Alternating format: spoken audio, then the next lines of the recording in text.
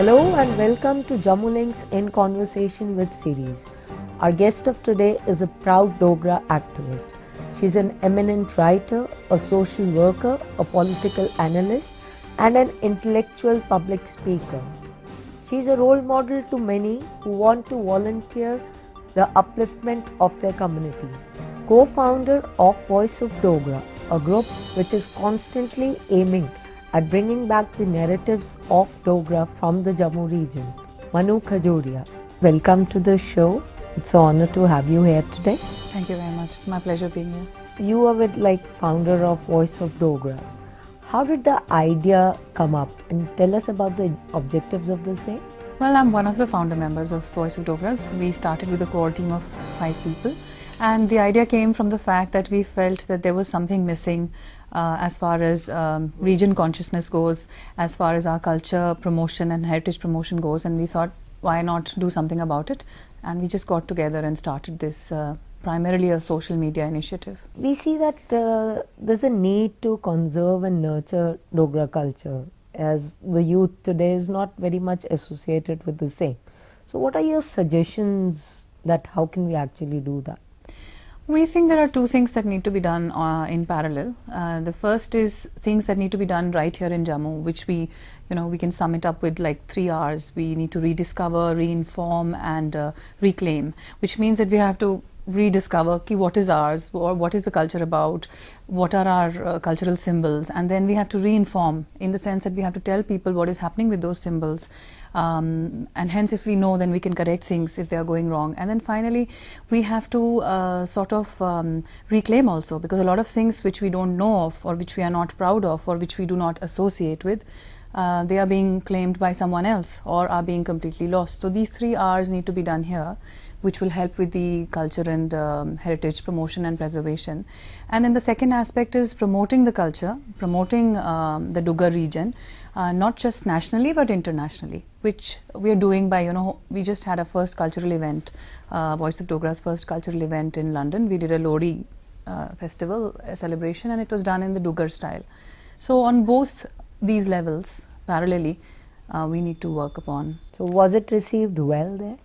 Yes, it was very well received, in fact, and it was nice because it brought the community together. It brought quite a few Dogras together, and it was fun planning and doing it, and sort of together as a group revisiting our culture, discovering ki bhai Lodi mein kya kya hota hai.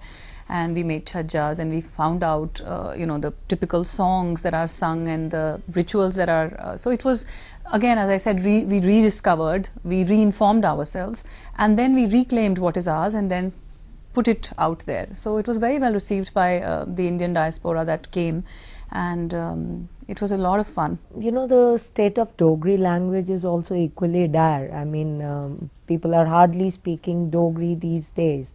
Like in other states, like in Punjab, Punjabi is a compulsory language, but we don't see it being practiced anywhere in any school in Jammu. Do you think this can help if we include Dogri as a compulsory language in schools to bring back the language to the lives of people? Yes, I think, again, as I said, I always feel that there is a two-way approach to things. One is, of course, institutional, which you mentioned. I think it is a big problem that it's not a part of the state board, and I have mentioned this many times. So definitely Dogri, if it is taught in schools, it will help. But then besides the institutional approach, the other approach is we have to think differently about our language. I think somewhere down the line, we've become, we think of it as something which is not so great. It is not so cool to be speaking Dogri. I go around in Jammu and I see a lot of youngsters insisting on speaking English or Hindi, which is fine. It is just a skill, another language skill, but they do not think Dogri is so cool. So I think we need to make it cool. We need to tell our youngsters that it is cool to speak that language, to speak their mother tongue, and the parents need to learn, because what happens is most of the times parents are speaking Dogri with each other, but they insist on speaking in Hindi, and most of the times not very good Hindi, to their children, and insisting कि वो हिंदी बात करें क्योंकि उसमें कुछ और ज़्यादा है या कुछ better है. So we need to change the way we think and sort of reclaim the pride in our language. Our elders have fought a lot for Dogri to be included in the schedule. So look where we have come, what we have done with that. We are not even grateful about it. Yeah, it's very important to be actually grounded to the roots and actually know our roots. So we have to take pride in it anyways. Yes, absolutely. projects in Jammu like restoration of Mubarak Mandi or the project at Tavi has still not got any shade of light of the day yet. So do you think that we are having Jammu is actually facing some kind of discrimination? There is definitely a lopsided approach, I would feel, and and that is something which we need to correct. And maybe most of the times what is cited is that there is a lack of political will, but I feel personally that civil society can also do a lot of things. So if the civil society sort of gets up, wakes up and realizes what is there and what needs to be protected and saved and promoted, things can be done. Because people speak of discrimination, but how many people go to Mubarak Mandi in Jammu? How many people really know what is happening in the Tavi project? How many people know that there is a water tank in the Akhnur fort? So the political will comes later. Political will is something which people shape.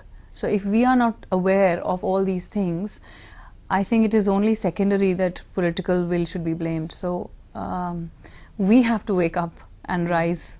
How do you think that social media helps in endorsing and promoting? Like in your case, we know that you started Voice of Dogras initially on social media, now it is picked up and you're doing tie-ups also. So how do you think that social media helps? And probably there's some cons to it also. Yes, social media I think is very helpful in times where, especially for startups like us who do not have big sources of funding, and when there is a complaint of that there is a lack of space to do things, I think we have come to a point where it's very easy that you can just write something on the social media, you can tweet about it, you can use Facebook, and you have access instantly, at least to a lot of youngsters.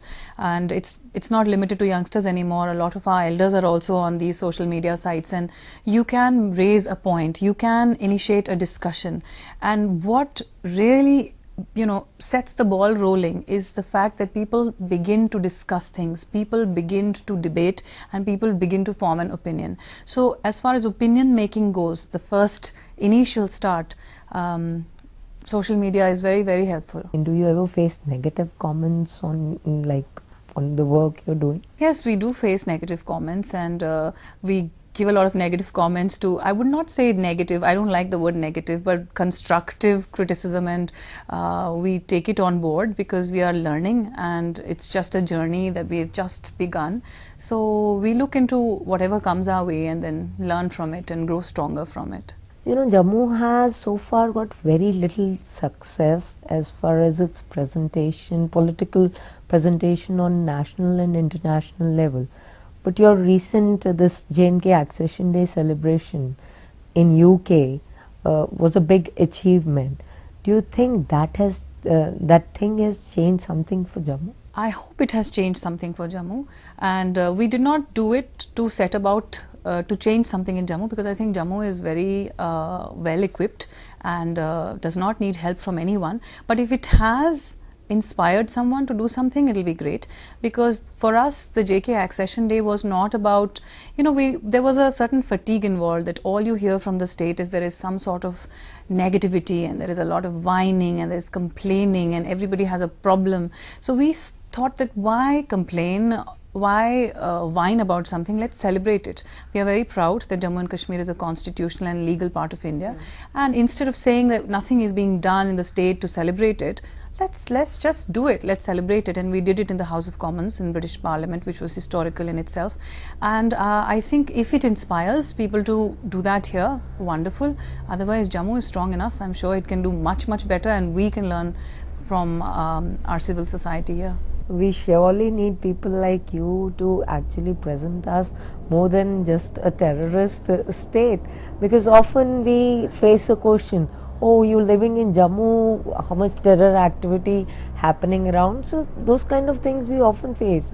Bob Blackman, the title holder of Champion of Hindu Diaspora given by Modi ji himself, is working very closely with the Kashmiri Pandit community, and Voice of Dogra is also being associated with him for a long time. His visit is due in Jammu. So any special plans around that? Well, as you correctly said, Bob Blackman, who's an MP from the Conservative Party, is a champion of the Indian diaspora and the Hindu diaspora in UK, and he has been working closely with people from Jammu and Kashmir, especially the Kashmiri Pandit Society. There is a Kashmiri Pandit Cultural Society, so he's been working closely with the Kashmiri Pandits, and now the Dogras have made an appearance, and he's working closely with us and has taken up the cause of J&K and Jammu. So he is on his maiden visit to India and J&K, and Kashmiri Pandit Cultural Society has organized this, and we thought that since he's coming to Jammu, the Dogras need to step in and step up. So as part of Voice of Dogras and as part of somebody who has worked closely with Bob Blackman, or has felt that he's helped us a lot, we just said that okay, Jammu should do something for him, and Jammu has taken it up very well. He is being hosted for tea at the Amar Mahal by Yuvraj Vikramaditya Singh, and then there is a program, there's a seminar in the Jammu University which is being done by the Gandhian Institute and the Department of History, and then there is a very colourful event by Dogra Sadar Sabha. So these are some of the things he's doing, and of course he will be meeting the press. Any message for our Jammu Links news viewers? Well, I follow Jammu Links news.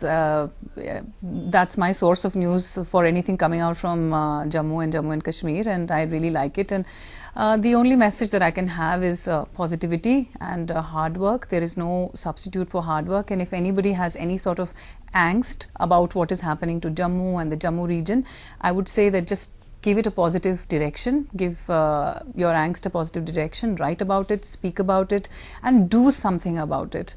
And I'm sure paths will open and success will be achieved.